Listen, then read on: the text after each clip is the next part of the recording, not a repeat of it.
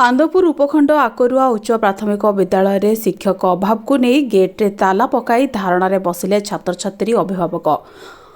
विद्यालय रे प्रथम रु अष्टम पर्यंत 8टी श्रेणी रे 202 जन छात्र छात्री अध्ययन करुवा बेले आवश्यक शिक्षक नथिबारु शिक्षादान होई पारुनी।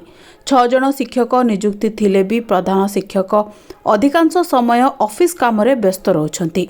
अधिकांश शिक्षयित्री थिबारु अनेक समय रे सेमाने छुट्टी रे रहुथुबारु उपयुक्त शिक्षादान होई पारुनी। किंतु ब्लॉक शिक्षा अधिकारी एठारु जने शिक्षयित्री को अन्यत्र डेपुटेशन करी नेजिबा फल छात्र छात्री अभिभावक महल रे असंतोष प्रकाश पाइछि। आउ अल्प दिन परे वार्षिक परीक्षा थिबा बेले छात्र छात्री माने शिक्षा लाभरू वंचित होइछंती। अन्यपटे तुरंत समस्यार समाधान करने सहित विद्यालय को जड़े शिक्षक दियाजिबा नै प्रतिश्रुति दैछंती अतिरिक्त ब्लॉक शिक्षा अधिकारी। ब्यूरो रिपोर्ट, आंदपुर खबर।